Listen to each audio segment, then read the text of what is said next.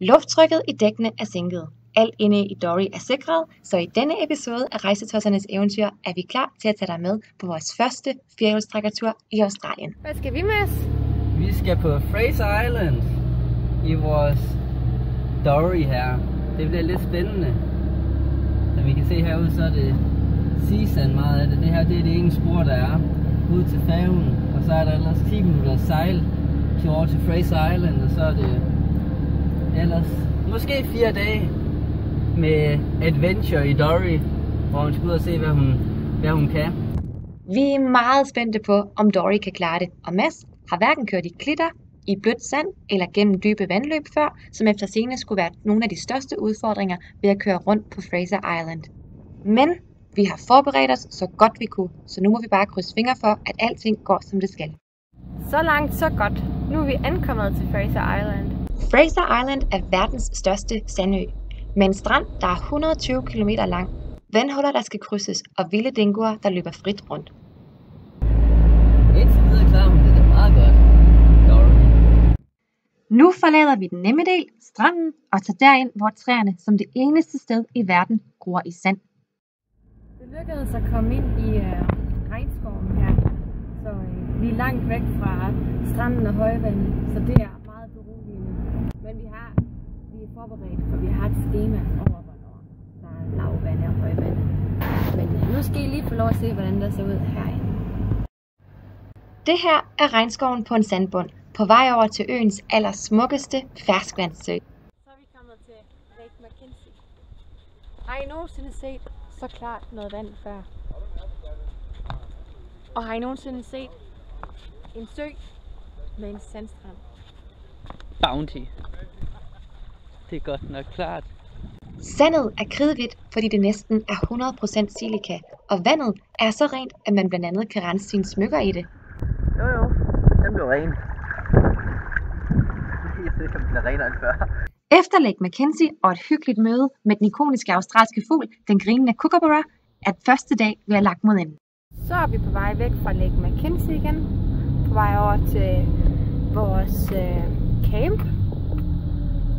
Så er vi kommet til vores første camp, Central Station, herude midt i urskoven. Godmorgen. Og så er vi klar til dag 2. Nu er vi ved Central Station, som ligger i midten af Fraser Island. Og herfra kan man gå på alle mulige spotture. Vi skal nu ned til Wongulga Creek. Wongulga Creek er her, men vi vil længere ind i skoven. Der er kun én vej, og det er fremad. Så er vi lige ved at være nede ved en af søerne. Det er der, hvor vores vandring har taget os hen. Og en af de vigtige ting, der er at sige om søerne, det er, at det var et sted, hvor de tidligere aboriginal stammer holdt ceremonier. Mange forskellige vigtige ceremonier inden for deres stammer. Og på grund af stedets skønhed og vigtighed, så efterlod de altid søen, som de fandt den. Og derfor opfordrer Nationalparken os også til bare kun at tage minder med herfra. Så lad os gå ned og få nogle minder. Wow. Det er flot. Jeg tror faktisk, vi har det hele for os selv. Det tror jeg også. Det er fordi, man skulle gå herned. De australier, de er simpelthen så dårlige. De kan ikke lide at gå. Det kan vi. Hvis der er nogen af jer, der undrer sig over, hvorfor vi har taget de her tynde pinde med, så er det for at være dingo safe. De skriver alle steder på alle camps, at man skal huske at tage snogen her med, fordi der er dingo over det hele. Og hvis du har sådan et par stik her, så bliver dingoerne bange. På Fraser Island er der over 100 ferskvandssøer, så vi snupper lige en til. Jeg har lige smagt på vandet. Var det godt? Det smager af ingenting, og det er faktisk rigtig rart for en regnskab. Her i Australien, der har de det med at putte en helvedes masse klor og fluor i vandet. Så sådan en omgang søvand her, det er ret tilfredsstillende. Herefter går turen tilbage til stranden, hvor vi er lige ved at løbe ind i problemer. Shit. Vi rådførte os på en takstation, inden vi kørte ned på stranden nu her, fordi der er 2 timer til, at der er højvandet. Men bølgerne er altså allerede begyndt at komme rigtig langt ind. Vi er i sikkerhed nu. Det var også lige på et hængende hår. Jeg kunne simpelthen ikke filme, fordi det var alt for nervepirrende. Det gør vi ikke igen, vel Mads? Nej. Vi skal tage det seriøst, når de siger, at low tide og high tide, lavvande og højvande, det er plus minus 2 timer. Du skal ikke ned på stranden igen. Hvor? Du skal ikke komme tættere på det. Nej, men du skal ikke ned på stranden igen, Mads. Så den er vi rundt. Du skal ikke ned på stranden igen. I modsætning til mig har Mads styr på nerverne og får os i sikkerhed. Så er vi kommet frem på stranden, hvor vi skal overnatte i nat. Men jeg tror, det var i god tid, at vi stoppede. Lige en enkelt skyller, hvor vi ramte ikke en bølge, men vi ramte noget vand, som var i gang med at trække sig tilbage. Det som man kan se her, det er rigtig blødt, når man kommer i bilen. Og det giver altså, at bilen den begynder at skride en del ud. Som vi er. Men det er rigtig flot her. Skøn natur herude på stranden. Blæser lidt, men det er vi vant til oppe i Vendsyssel. Og nu er Tanja til at gå offroad. Nu skal vi også krydse en bæk. Sikke noget grist i Australien. Hvorfor samle rav og skaller, når man kan samle så meget spændende plastik? Og ved I hvad? Det er helt vildt nemt at finde, meget nemmere end rav. Så er det morgen på dag 3. Virkelig flot hernede ved stranden. Med solen i baggrunden, og man kan høre vandet. I går aftes, der kunne vi se dingoerne rende rundt herude og lede efter mad. Jeg tror ikke, de gør noget. Men man skal ikke efterlade sit skrald, sin mad udenfor. For så river de altså det hele i stykker, og så har man en masse oprydning. I går aftes, inden at vi fik aftensmad, der, som sagt, så kørte vi igennem en masse saltvand. Det var ikke så godt for Dory, så vi vaskede hende i går aftes så godt vi kunne. Med den spand, vi har herovre. Og det lykkedes det egentlig okay. Erfaringer rigere går turen videre i Dory, mens der er lavvande. Går det bare ud af. Det er som at fræse afsted på en highway. Der er ikke nogen grund til firehjulstrækkeri her. Så er vi kommet til Ally Creek, vores første stop for i dag. Og her kan man bade, så hvis nu vandet ikke er alt for koldt, så er vi bare klar. Det her er Ally Creek, som vi lige har krydset i bilen, mens det har været lavvandet. Så det har ikke været noget problem. Noget af det, jeg godt kan lide ved Australien, er, at de gør en helvedes masse for at passe på naturen her. Så selvom det her Ally Creek går hele vejen op, så må man ikke gå forbi det her punkt hernede, fordi man skal passe på naturen. Så naturen bliver gjort tilgængeligt, men på naturens præmisser.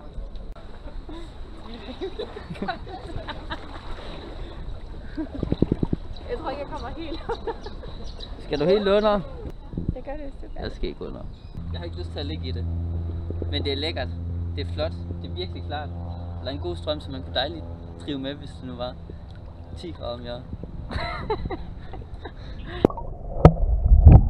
Et sømonster. Så går turen afsted til næste punkt for i dag, og vi kan faktisk allerede se det i horisonten. Hvad er det, Mads? Det er et skibsvrag, som ligger inde på landet. Yep.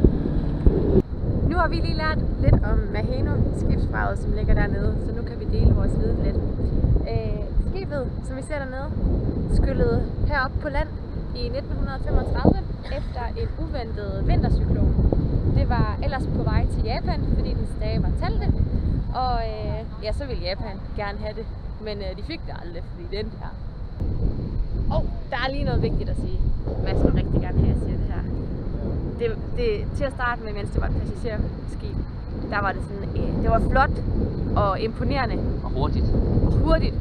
Men det brugte så meget kul. Det slog faktisk en del rekorder. Ja, det slog rekorder og alt muligt, men det var virkelig ikke særlig miljøvenligt. Så meget kul brugte det. Men så gjorde man noget ved det, man skiftede nogle turbiner og lidt af hvert. Og propellerne. Og propeller. Så blev det lidt bedre, men det var flottere, end at det var miljøvenligt. Og nu er det slet ikke miljøvenligt. Lad os gå ned og kigge. Før Maheno-skibsvraget havnede her i 1935, var det først et passagerskib med plads til første og anden klasse, men så blev det første verdenskrig, og man lavede det om til et hospitalskib. Da det så havnede her, blev det året efter kulisse for et bryllup, og så blev det 2. verdenskrig, og man sprang det i stumper og stykker under nogle prøvesprængninger.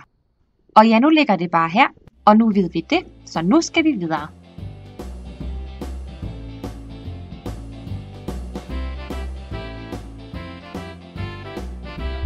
Indian Point.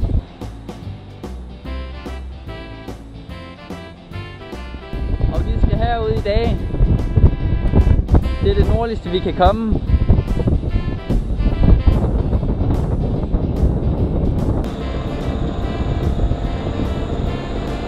er her, det er godt firehjulstræk. Inden vi kom her til Fraser Island, der fik vi at vide, at der ikke ville være rigtige veje, at det bare ville være sand det hele. Men de har faktisk gjort det lidt let for en mange steder. Hvad kan vi... Vores camp er lige der. Hey, endelig fremme på det nordligste punkt. Vi kan komme. Ta-ta. Se, Mads, en goanna lige foran os. Ej, kort til. Ej, Mads, stop. Jeg skal ud og filme. Hvis det er en komodovaran, så dør jeg måske lige om lidt. Ej, en flot fyr. Hvis nu at den tror, man står stille, så tror den, at man er et træ, og så kravler den op ad en. Så jeg vælger lige ikke at gå tættere på. Goannaen, som på dansk er en leguan, vælger at smøge sig ind gennem trammerne til vores campområde. Hvad sagde du? Om den er lige så fleksibel som dig, den der. Kan du også komme Den er i igennem? hvert fald mere fleksibel, end du er. Det er 100. Jeg kan sagtens komme igennem det hegn. Hvis ikke det var for mine brede hofter. Læg mærke til, at der står, at dingoerne ikke kan komme ind her på grund af hegnet. Men det er ikke goanna safe. Det er også en due. Ja, så den sidste nat på Fraser Island blev i selskab med en masse spændende dyr. Det er slutdestinationen på vores tur. Vi kan ikke komme længere op end her til. Og Dory, hun klarede det hele vejen herop uden problemer. Ja, alt er godt, og resten af dagen vil vi bruge på at udforske Weddy Point. Det er en dingo igen. I sollys. Den står her og holder øje med os. Så vi ser bare troende ud. Der står den. Lille dingo. Man skal bare have hænderne over korset, så skal man have øjenkontakt med den. Ja, så forsvinder den, så gider den ikke. Så går den igen. Hallo lille dingo.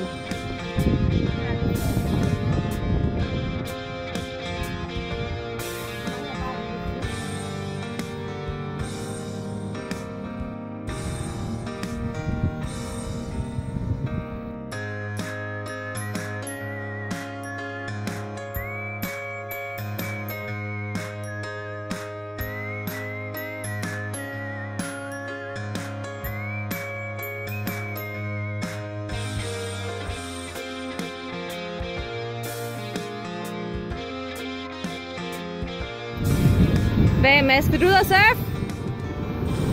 Ja, lige derhen bordet. Så er vi klar. Er vi klar? Ja, jeg skal afsted. Efter en dejlig nat blandt leguaner og duer, er det blevet sidste dag på Fraser Island.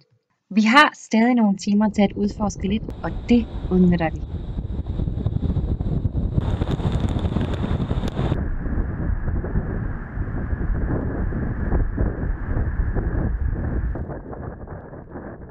Nu er vi kommet til Hammerstone Sandblow, og som I kan se, så er det endnu mere sand ud over det hele, og det er meget, meget vigtigt at pointere, at man ikke må hoppe på hovedet.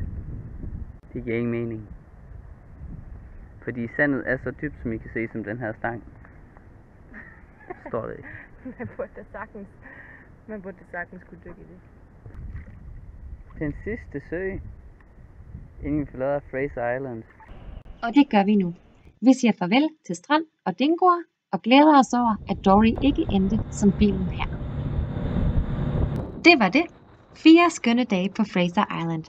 Og når ja, hvis du er interesseret i at vide, hvordan Mads forberedte sig til turen, så tag lige og tjek Rejsetosserne Special i linket ovenfor. Og husk, at du kan like og subscribe, følge Rejsetosserne på Instagram og på bloggen rejsetosser.dk.